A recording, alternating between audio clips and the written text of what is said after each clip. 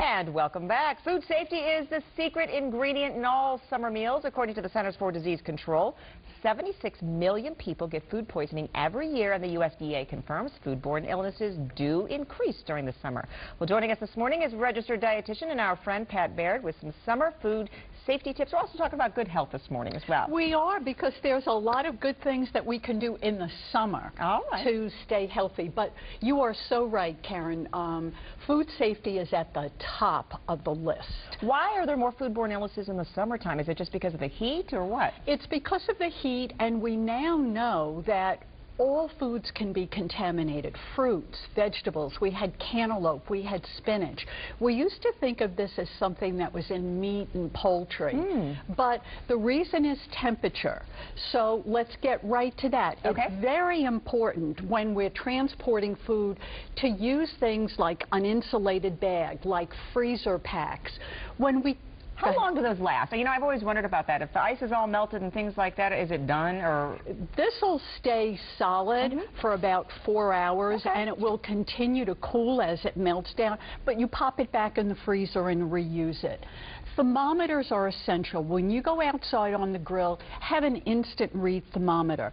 Be sure that your burgers are at 160, your poultry is at 165, but here's where it all starts. Clean hands. Big time. In the kitchen, wash with hot soapy water.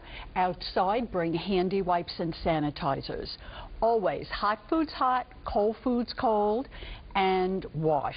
All right, some good tips there. And we're also talking about, as we said, staying healthy. Some great ideas. Well, we always talk about my plate. Half of what we choose should be fruits and vegetables.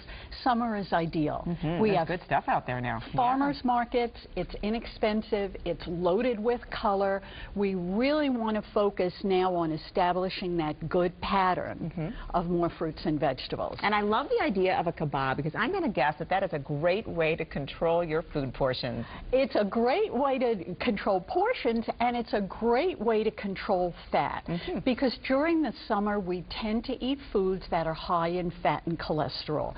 So beef lovers, absolutely. You eat beef, smaller portions, put some vegetables in it. Yeah. Instead of using a solid fat or hydrogenated, use a soft spread like I can't believe it's not butter, made with canola oil.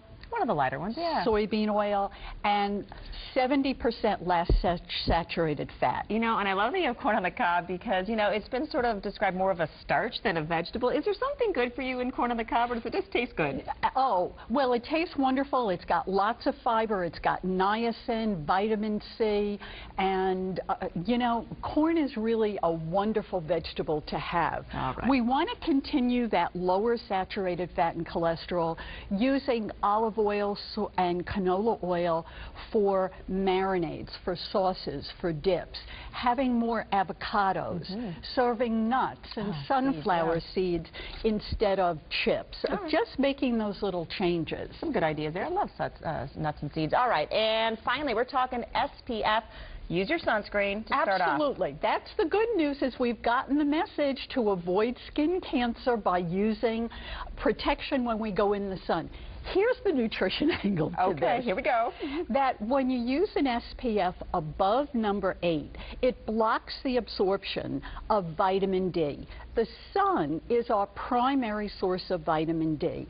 So here's what I'm saying. Stay safe. Use your SPF, but also wear a hat and watch your intake of vitamin D-rich foods. Now, I know you don't like seafood, and that's a prime way to do it. It can be canned or fresh, but have vitamin D-fortified cereals, vitamin D-fortified juices. And you know something else? This really may be a case where a supplement of vitamin D is... You know, and I have to say, it's a really good idea. I know somebody who is very big into SPF. She loves going out in the sun, but used a lot of sunscreen. Good. Ended up being vitamin D deficient. And she's a healthy eater, too, but she just wasn't going after the vitamin D. You really, in the summer, need to focus on it. Yeah, some great tips. Then we have no absorption during the wintertime because the sun is too far away. So we want to build our reserves now. All right, some great tips as always. Pat, thanks for being with us. Great to be here. Thanks.